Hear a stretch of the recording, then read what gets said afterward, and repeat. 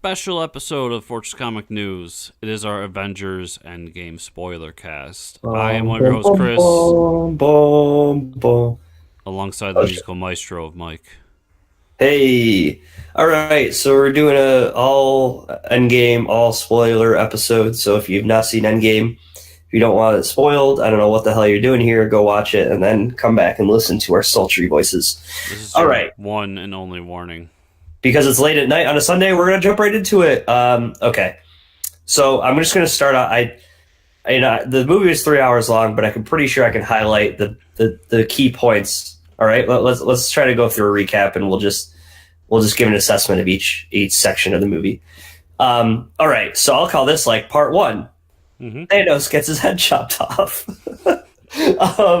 But even before that, the movie starts off at a different tone and a different style than all the other Marvel movies have started off on. We see Hawkeye training his daughter, right? Mm-hmm. I believe his daughter, and it's a really heartfelt moment. They're throwing some Marvel humor in there, and then boom, the snap happens, and he loses his whole family, which was like, and then it was just like boom, Endgame. It was almost like I was watching an episode of like Breaking Bad, and it was like I was like, oh man, like the solemn moment happens, and then it's like Vince Gilligan. That's what it reminded me of. So what a way to start off the movie, and then it gets into the whole typical Marvel intro we see in all the movies. I thought that was a cool way to do it, though. Yeah. It really sets the tone. It sets the like this. We're not messing around. We're keeping this tone of everyone and like all the loved ones are dying. And we got to set up Hawkeye, where he was, what he was doing, and how this is going to affect where he is later in the movie. Right. And I think so they did really, there's something that did really well in the beginning of the movie. And I have issues with this movie too. I'm going to talk about we might have given it a 10 out of 10. Oh, but do I have some issues with this movie? It doesn't make it necessarily a bad movie. But anyway, so the Avengers crew that's left over almost shares the same attitude as the fans. Like, man, they just killed everyone. Like Thanos, let's go kill them right now. Like, what are we doing waiting around? And that's almost what happens in this movie. They're like, Captain Marvel shows up. They're like, what? Why are we waiting around? Let's just go kill him.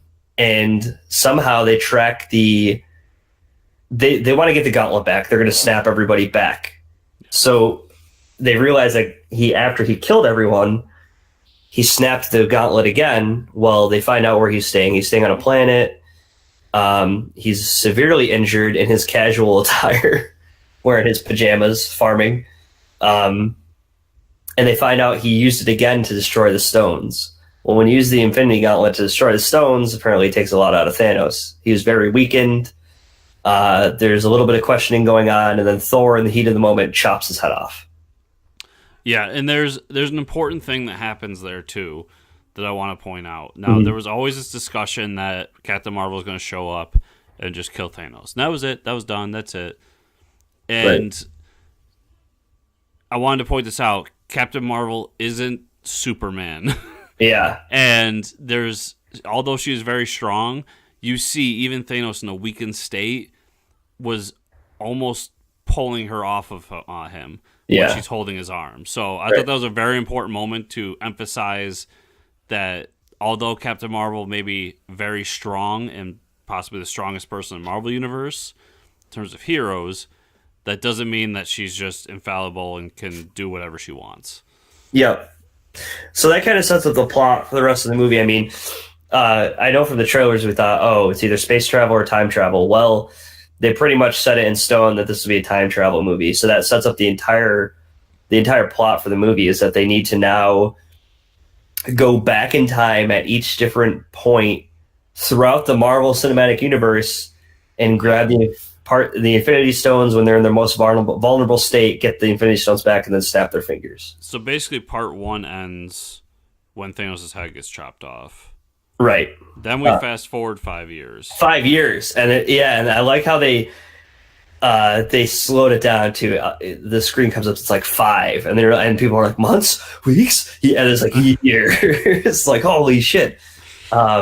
At this So point in time, though, Ant-Man is still not out of the whatever the universe, the micro yeah. universe he's in. So he's still So this is what I call part two, the greatest hits. yeah. Okay, that's good. Yeah. So I mean, we find this the time travel comes from Ant-Man being trapped in the quantum realm. He gets saved by a rat. So thanks to the rat hitting the controls, Ant-Man comes back. Um, which is like the entire movie premise is saved by the most randomest moment, which is kind of crazy. So he comes back and explain, and this is basically how the Avengers get to research the time travel. But 5 years has gone by, so we get to see where every character is, which is pretty interesting. Like Tony Stark has a family now. He's a daughter. He's living in a cabin. He doesn't want anything to do with the Avengers. He's basically given up that life. Cap is in a support group, or Yep. leading a support group, I should say. Yep. Hawkeye's doing his arrow thing on the CW verse. No, he's being a ninja, man. Yeah, he's a ninja now. He's killing people. He's a vigilante that's gone. He's just killing all the bad dudes in all the world. And Black Widow is the head of like a division to where she has like different people reporting to her from the Avengers and checking in, which she kind of explains that's all she has. Like this is all she ever had. She never had a family. The Avengers was her family. Important Easter egg here. When Wakanda talks about the earthquake happening from the ocean, Right. Namor. Namor. No, I don't see how that's relevant at all. It's just an earthquake.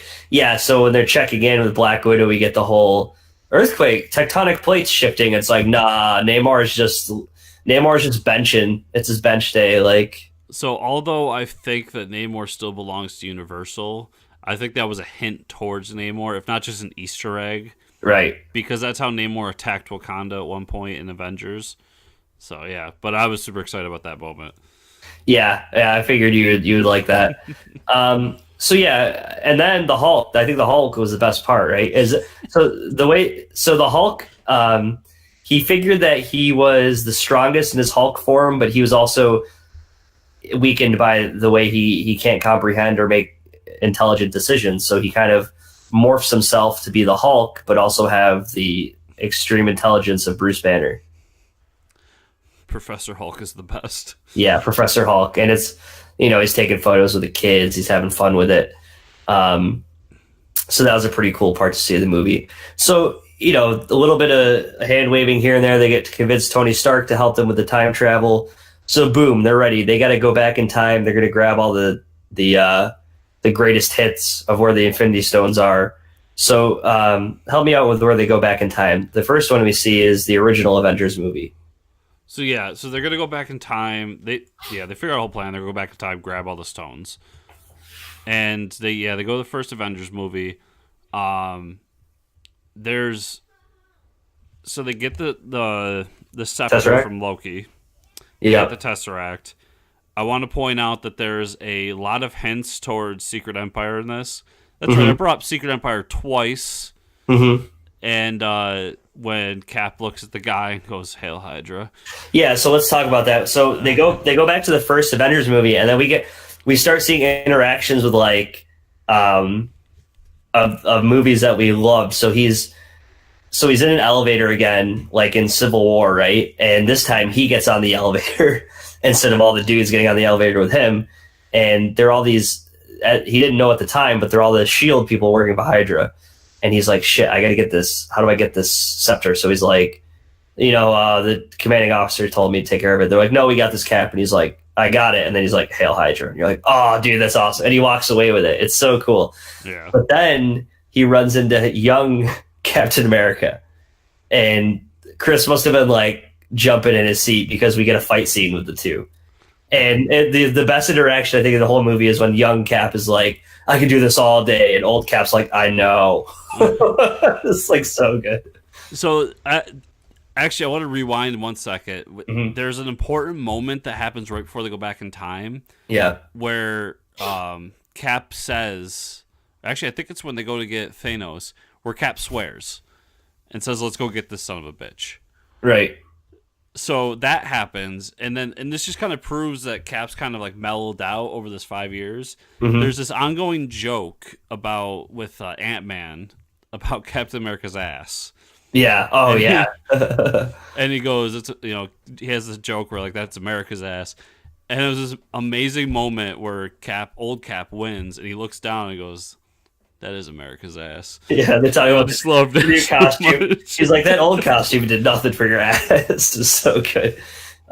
Yeah, there's all that humor thrown throughout it. Yeah. But they kind of botched they're supposed to grab two. They're supposed to grab the staff and they're supposed to grab the Tesseract. Well, Loki gets away with the Tesseract. Yes. So obviously he gets away and jumps over to the Disney streaming service where we're going to see him on a TV show. Because they have to go through a whole new timeline with him. So that's like my first strike in the movie, for how they treat time travel. And I know Marvel fans are like, they explain it all. They don't explain it all, but I'll talk about it at the end. Here's my thing with time travel, real quick. Okay, they set up some basic rules, and then they go and do it. I don't care. Right. The one rule they set up was that the stones had to come back to the spot where they originally were. Right. And I'm fine with that. Outside, I don't want to nitpick. I mean, you can nitpick it, but for me personally, I don't nitpick it any further than that. We're dealing with time travel. Yeah, but I'm only gonna nitpick that part because, like, obviously when he takes the Tesseract, it's not in the original spot it should have been.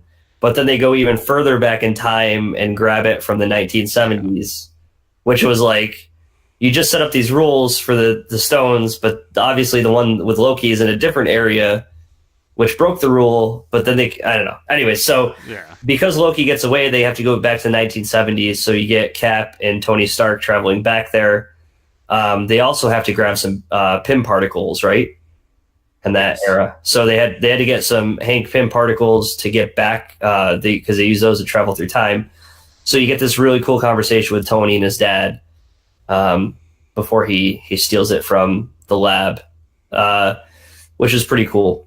And this is the first acknowledgement of the Marvel MCU really acknowledging that the TV shows are part of the universe, Right? Because this is all straight from the Peggy Carter show. Oh, okay. In which so Cap ends up seeing Peggy. Yep. While he's back there as well. Yeah, which is pretty cool. And then we got Hawkeye and Black Widow are going to the Soul Stone, which I forgot Red Skull's just chilling there. I keep forgetting every time they go back there. I'm like, oh shit, this guy's still there. So there's a big fight, and this is like the big major spoiler of Black Widow sacrifices herself because we know we have to give up something to get the Soul Stone, which is fine because Black Widow killing herself is she's giving up everything because she loved being part of the Avengers, and like that was her thing. So really touching moment there where she gives up the Soul Stone and Hawkeye comes back.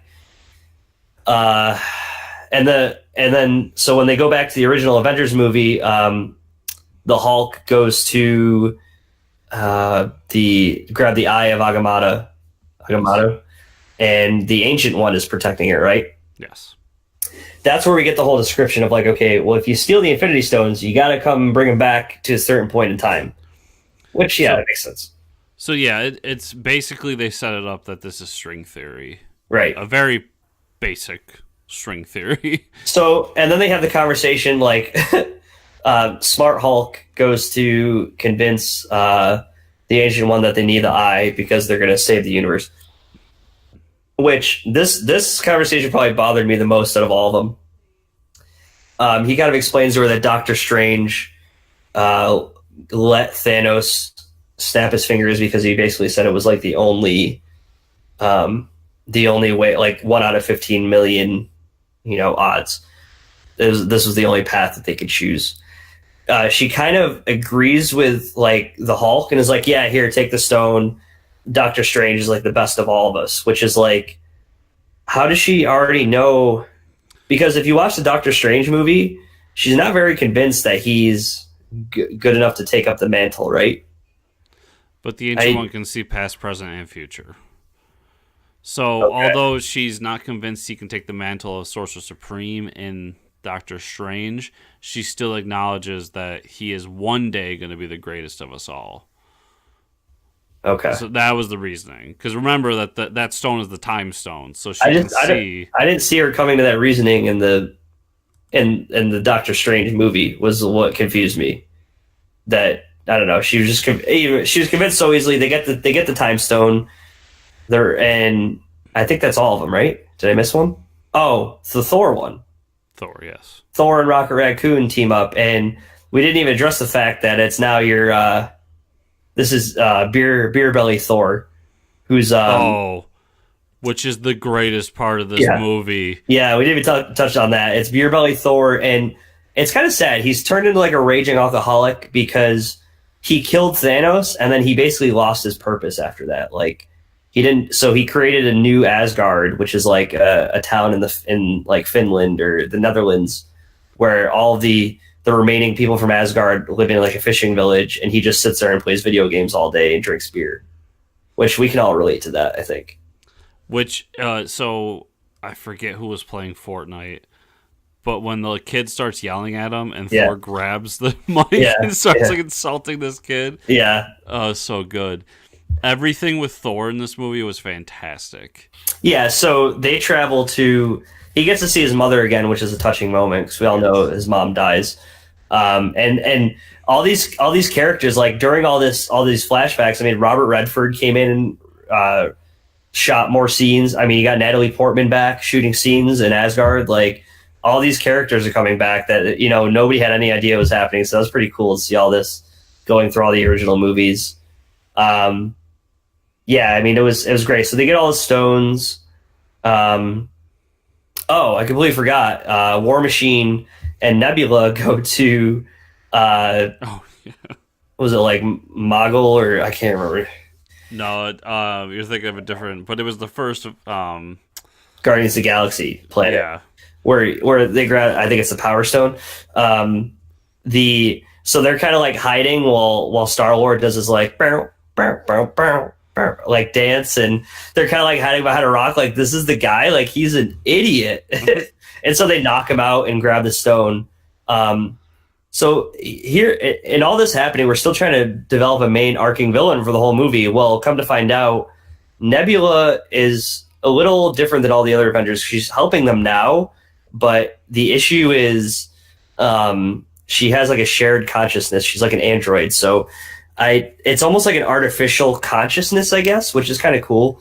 The way she's recording everything, and the way her memories are shared are kind of different than everybody else. So there's still a Nebula on the ship, on Thanos' ship with Gamora before anything happens with all the other movies. So he kind of gets the clue that, oh, I've already snapped everyone out of existence, and now these Avengers are coming back from the future. So he makes that realization, and then he gets the Nebula that's helping the Avengers from the future and replaces her with his Nebula that's not good. Which important to point out here that based on the rules that Hulk set up before they left, they have now created an alternate timeline. Right. So these characters are now in an alternate timeline. So when the Avengers go back to the future to their timeline and these characters join them, these are not the same Nebula and Thanos from our timeline. Super confusing, but important to point out at this point in the movie. Right. Yeah, so that's, I mean, they get the gauntlet back, but as they're doing so, Thanos follows them back. He goes back to the future. So I mean, so that's like the second phase. There's 3 phases in the movie. The second phase is, you know, grabbing the stones, getting them back to the future, where they're gonna. But then we see the repercussions. They come back and Black Widow's gone, so they're, you know, they take a moment to grieve and stuff like that.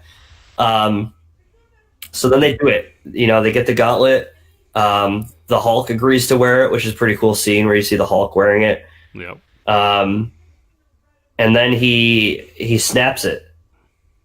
As he's snapping it, though, they're at the the mini Avengers headquarters, and boom, Thanos shows up with his ship, and he just starts.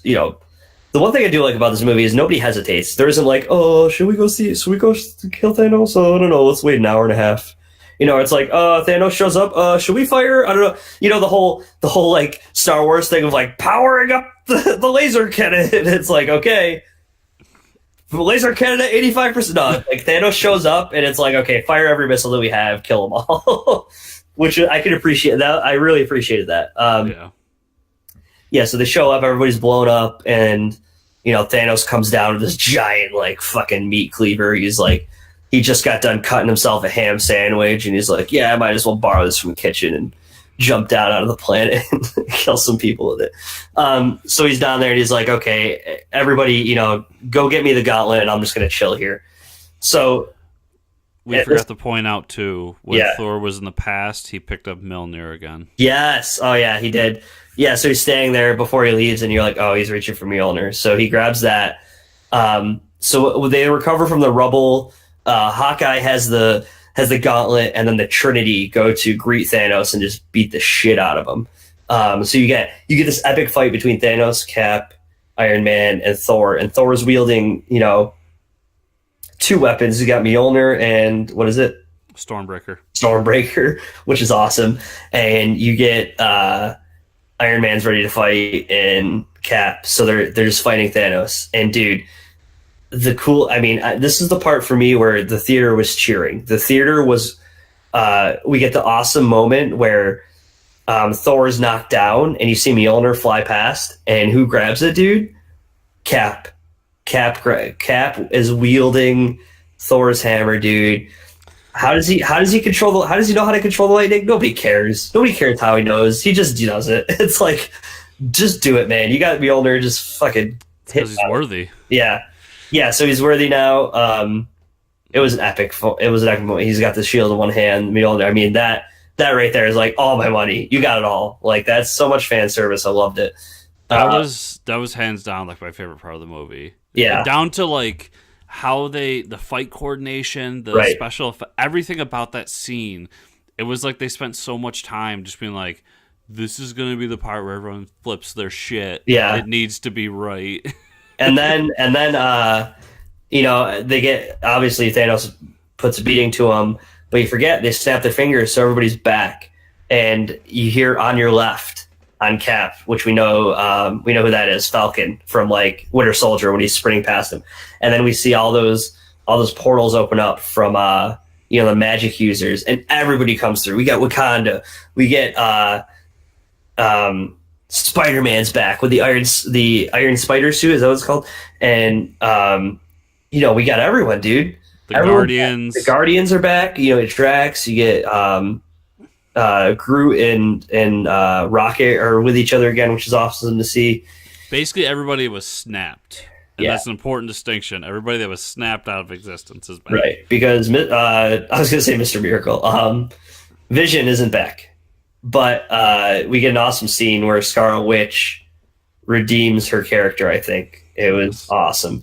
She goes up to Thanos, and Thanos is like, I don't even know who you are. She's like, oh, you'll remember, bitch. And throws it like crushes him with rock. It was so epic. So this fight is awesome because every character gets their moment. Yeah. And I thought that was big that they gave a separate fight for the Trinity. Yep. And that they had theirs. But then when everyone comes back, Spider-Man gets his moment. Black Panther gets his... Everybody gets their moment. Everybody has a moment, yeah. And it was just... Once again, hats off to the Russo brothers and everybody else involved with this movie, because that is so hard to pull off. Right. And they nailed it in this scene. And so once Cap grabs the hammer, that's when my theater started cheering. Right. And when the portals open up and Spidey swings through, that was the second point where everybody started cheering. Yeah, people are still cheering, yep. Yeah. And then the fight goes on, and then they start firing the missiles up in the air. They're like, what's happening? Oh shit! Captain Marvel comes through, destroys the ship. And then we get to the final battle where it's like, Thanos is he's got the gauntlet, he's trying to snap it again. And Tony Stark ends up tricking him where he gets all the gems on his hand. and then he snaps Thanos and everybody else out of existence. And I thought there was an important moment here too, because at one point Captain Marvel grabs the gauntlet, Right. and she has it and is about to snap, and it's taken away from her, and Tony gets it. Right. And I think it's important for two reasons. One, because that had to be Iron Man's moment. If that was anyone else's moment, it wouldn't have worked. Mm-hmm. But two, it also shows that moving forward, I think they're setting up Captain Marvel to be that leader and to really be the one that's going to take over for Tony Stark moving forward.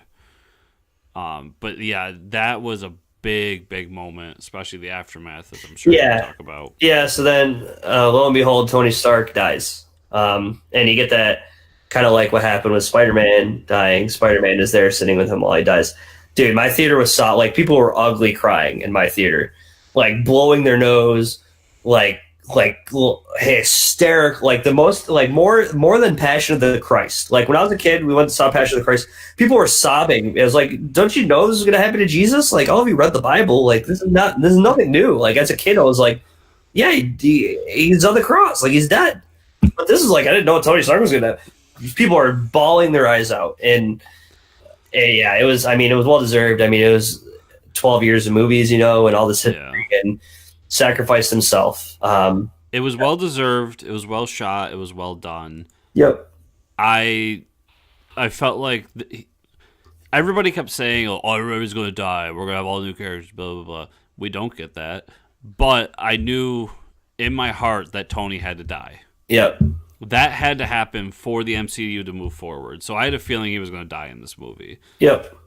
He was pretty much done anyways. I mean, he was really, after his last run out in space, he was just like, it seemed like he was just done.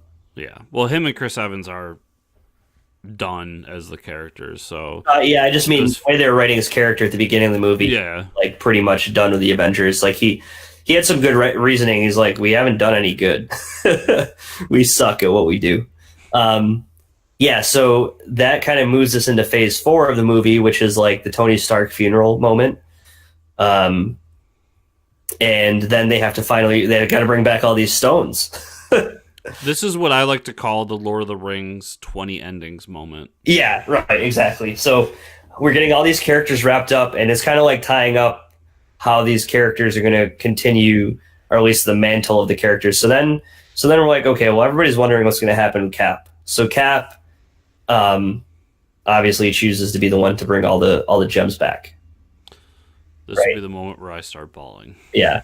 So Cap's going back in time, and he also they CGI'd like Mjolnir there by his foot, because I almost think that like they forgot at first, and they like added it to the scene. They're like, oh shit, he's got to bring Mjolnir back. Like, yeah, you can't just keep it here. Which good editing done on their part. Someone caught that before it got out, because I completely forgot. I was like, oh shit, they never brought it back. Yeah, so they're it's like Bucky, Bucky is Winter Soldier. Bucky, Falcon, and Hulk are sending him away, and he's like, he should be back in like 5 seconds, and he doesn't come back to the teleporter.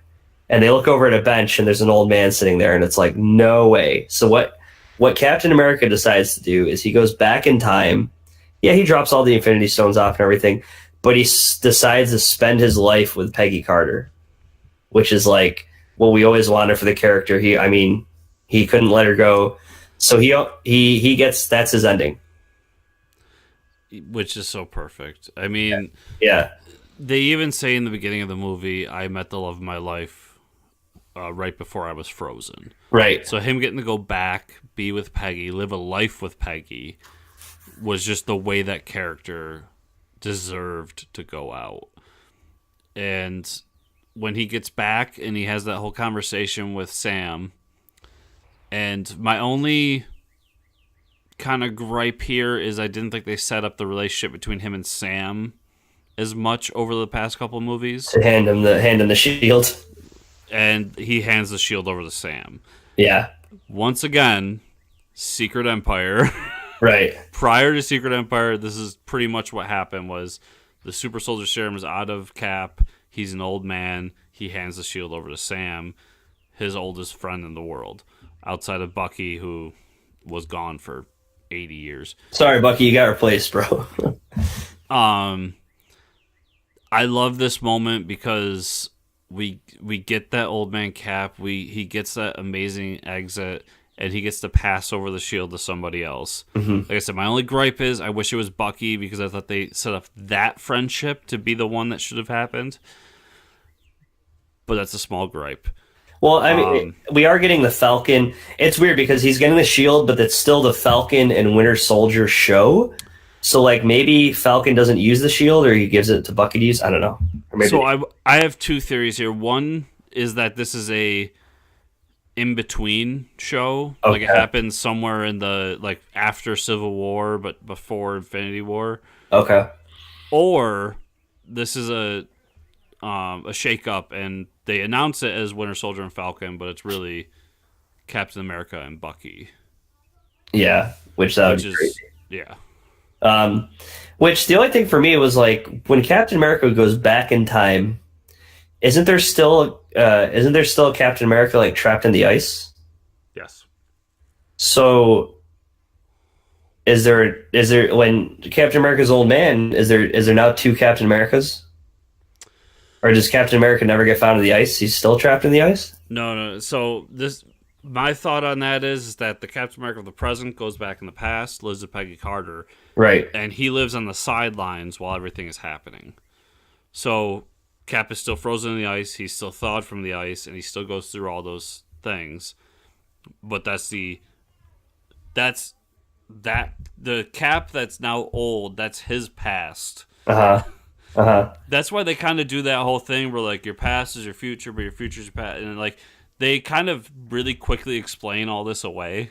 Yeah. It's confusing, but yeah, we still have a Cap because that is the future Cap is now that's his past back in time, and this is now his future, okay. as opposed to him kind of replacing himself and this and that. But all I say is this: like the whole like fucking with the timeline thing. Jokes aside, there should be Reaper. I mean, they messed with timelines, dude. They came in. I mean, Thanos. And then this isn't. I'm not talking about like continuity errors. I'm talking about like the repercussions of what they've done. Like Gamora is now. It was weird because they explained like no one can come back from the Soul Stone, but now the past Gamora is now in the present. Which is why I said earlier when they find out right that they're in the past, when Gamora and Thanos find out that they're in the past, yeah, that sets a separate timeline. Yeah, but what I'm about to say is, so like before Thanos even like gets to Infinity War, he's out there killing planets and murdering people. All of that gets wiped away when he goes to the future. So is there a way that they can like maybe yes. the new villain's going to branch out of this? Like there's no. So when they set that separate timeline, and when they see the Avengers in the past, mm-hmm. that timeline out like this is our timeline. That timeline's now off. Yeah. So they go into the future to their present. Right. So these characters are now characters on a separate timeline that right. have gone with them. Yeah, I get that. So this is what I'm setting up here. Okay, so they create a new timeline, right? Where now things are going to shit in this other timeline. Well, lo and behold, this little group called the Fantastic Four branches out of this new timeline. And they need help on their Earth because shit's going down with, I don't know, maybe a villain named Galactus or something. And Reed Richards goes to the new, or I guess the Earth Prime, because that's the only, I think that's the way we come full circle. Like, okay, we got the time travel, we got like, you know, destroying matter with this whole, we got the little microverse and everything. Now do parallel worlds or multiple universes and bring in Fantastic Four, like Reed Richards, like, okay, you guys, we need your help. There's multiple Earths. I need to tell you that. And okay, we got to fight this dude named Galactus. Like, give me that. I think what's going to happen there is now that they've set all this up, you're right. They're going to do all these things, but I don't think Galactus is going to be the big bad. I think they mentioned it's it going to be the big bad. Oh, okay. And I think we're gonna get into Secret Wars territory. Yep. Yeah, you're right. You kept mentioning Secret Wars. Yeah. But there's a few things we set up here. So that's kind of tying up all the stories from the past that need to be tied up, which I thought were done really well. And then they had to set up what the future of the MCU is. So we know we're getting a Black Widow movie. We now know that that's a past movie because she can't come back from the dead. Right.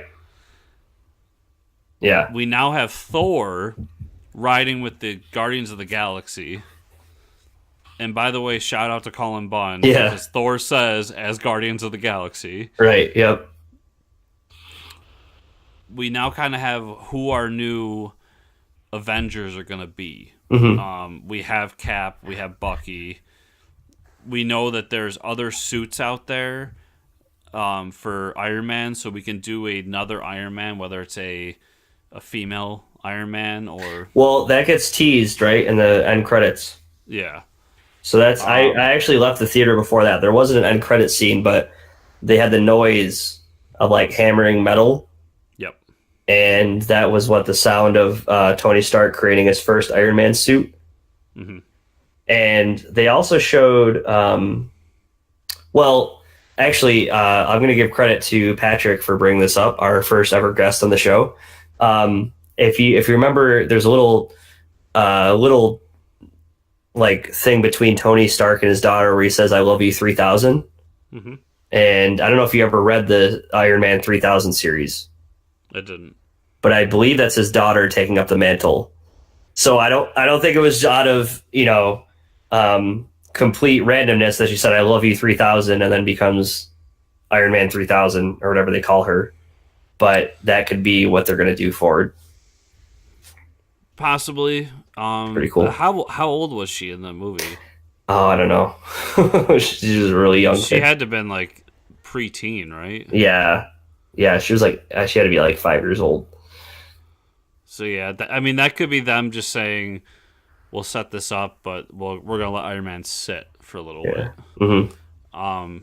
But yeah, so we got Thor with the Guardians of the Galaxy. All the Avengers. So all these storylines are now set up. Yep. To do something moving forward, and we got Captain Marvel back on Earth. Mm-hmm. So they did a good job of telling us who the future of the MCU is going to be and where they kind of stand after this movie, including everything going on with Spider-Man. Yeah, which is another thing too. That like, thank God Spider-Man and all his high school got snapped and then came back, because it was like they show him going back to school, and it was like if his friend didn't get snapped, then his friend would have been 5 years older and wouldn't have been in high school anymore. I was like, there's a things. I'm like, oh yeah, that's probably a thing. It's funny because Kevin Feige purposely set that up last year, where he said, "Oh yes, all Spider-Man, all of his friends, all snapped away." Yeah, right. They're like, every one of his friends are gone. Yeah, and we're like, okay, why do we care? Yeah, this is why we care. That's why we care, because the end scene is in high school. Can you imagine, like, oh god, what would that Spider-Man movie be like if he has to go to high school and no friends? All his friends are older. Well, it would be an actual Spider-Man movie. Yeah. Oh. Oof. Shots fired. Yep. All right. Well, I think that's a good stopping point. What about you? Yeah. All in all, just a fantastic movie. Yep. And if you want to tweet more about this movie, you can find me at Fortress Ricker on the Twitters. Where can you find you, Chris? Fortress Chris. That's all we're going to do for this one. Yep. Well, thanks, guys, and we'll see you next week. Yep. Bye.